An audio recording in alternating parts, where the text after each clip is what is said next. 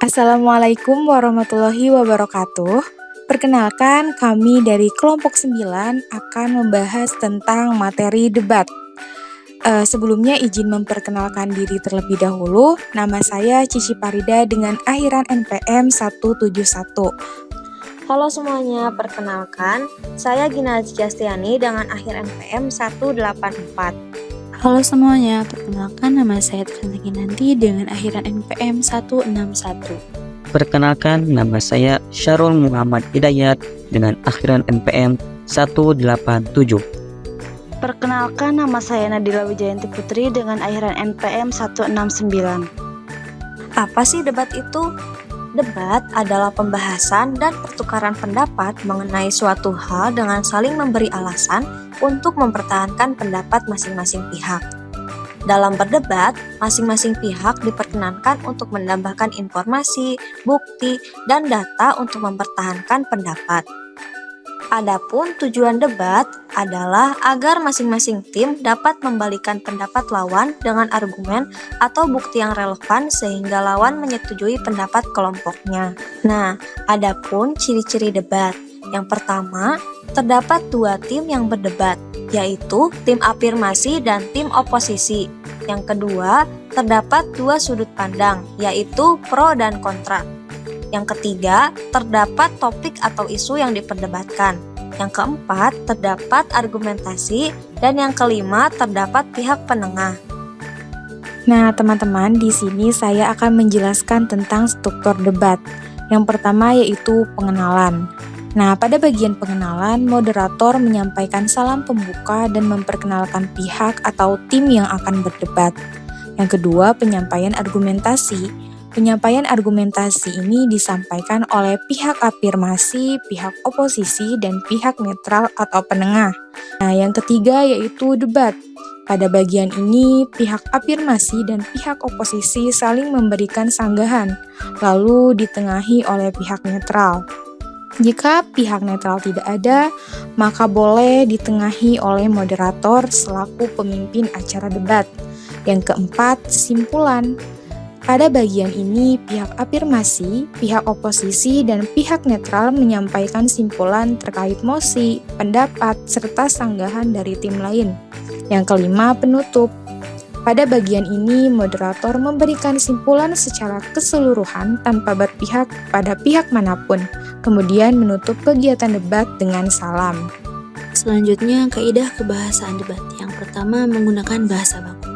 Teks debat ditulis menggunakan bahasa baku atau bahasa yang sesuai dengan standar dan kaidah bahasa Indonesia. Yang kedua, menggunakan kata denotatif. Teks debat ditulis menggunakan kata denotatif. Kata denotatif adalah kata yang bermakna sebenarnya. Setelah kaidah kebahasaan debat, terdapat unsur-unsur debat. Yang pertama, mosi debat. Mosi adalah topik atau isu yang diangkat dalam debat. Mosi akan menentukan sikap dari masing-masing pihak atau tim yang berdebat. Apakah akan pro terhadap mosi atau kontra terhadap mosi? Yang kedua, tim debat. Seperti yang tadi sudah dijelaskan, dalam debat umumnya terdapat 3 tim debat.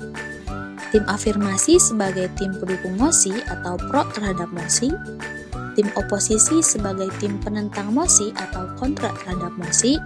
Dan tim netral atau penengah adalah tim yang netral dan berperan sebagai penengah atau opsional. Untuk tim netral atau penengah tidak wajib ada dan perannya sebagai penengah dapat digantikan oleh moderator. Yang ketiga, partisipan. Selain tim debat, terdapat juga partisipan lainnya dalam debat, yaitu penonton atau juri, bertugas untuk menilai tim yang berdebat. Moderator bertugas untuk memimpin jalannya debat, notulen bertugas untuk mencatat jalannya debat dan hasil debat. Selanjutnya, ada jenis-jenis debat terbagi menjadi 2 bagian, yaitu ada jenis debat berdasarkan masalah yang dibahas, serta jenis debat berdasarkan bentuk, maksud, dan metodenya. Nah, untuk jenis debat berdasarkan masalah yang dibahas, terdapat 5 poin. Yang pertama ada debat politik, dilakukan pada saat pemilihan umum. Yang kedua ada debat ekonomi dilakukan oleh para pakar ekonomi dan para pejabat. Yang ketiga ada debat pendidikan. Debat ini dilakukan oleh para pakar pendidikan untuk meningkatkan mutu pendidikan. Yang keempat ada debat perundang-undangan. Debat ini dilakukan antara para dewan perwakilan rakyat. Serta yang kelima ada debat sosial yang membahas masalah sosial yang terjadi di masyarakat seperti pengangguran, gelandangan, hingga musibah bencana alam. Yang kedua ada jenis debat berdasarkan bentuk, maksud, dan metodenya. Terbagi menjadi 3 poin. Yang pertama ada debat parlementer atau majelis. Debat ini terjadi di tatanan eksekutif, yudikatif, dan legislatif suatu negara yang membahas tentang undang-undang, kebijakan, atau hal-hal yang berkaitan dengan ketatanegaraan. Yang kedua ada debat pemeriksaan ulangan. Debat ini dilaksanakan untuk memeriksa ulang dan mengetahui kebenaran pemeriksaan sebelumnya yang mengandung banyak pertanyaan yang saling berkaitan agar mempertahankan posisi masing-masing. Lalu yang terakhir ada debat formal, konvensional, atau pendidikan.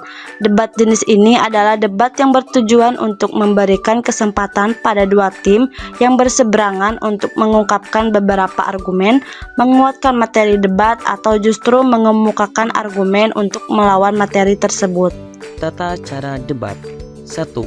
Pembukaan oleh moderator. Tugas moderator yaitu 1. Membuka debat. 2. Menjelaskan mosi debat. 3. Memperkenalkan tim dan anggota tim debat. 4. Membacakan tata tertib debat. 2. Penyampaian pernyataan topik. Pada bagian ini, perwakilan tiap-tiap tim akan menyampaikan argumen pendapatnya terhadap mosi secara bergantian tanpa ada tanya jawab dan interupsi dari tim lain. 3. Pelaksanaan debat. Setiap tim memberikan komentar atau pendapat dari tim lain. Tim debat harus menyampaikan pendapat, argumen, dan data yang mendukung argumennya itu. 4. Simpulan. Setiap tim menyampaikan simpulannya terkait mosi setelah mendengar pendapat dan menerima saran dari tim lain. Sesi ini bisa disebut dengan closing.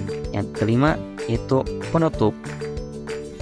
Dari sesi ini, moderator memberikan ringkasan dari hasil diskusi tadi. Oke, baik teman-teman, itu saja yang bisa kelompok kami sampaikan. Semoga apa yang kami sampaikan ini dapat bermanfaat bagi kita semua. Kami dari kelompok 9 pamit undur diri. Wassalamualaikum warahmatullahi wabarakatuh.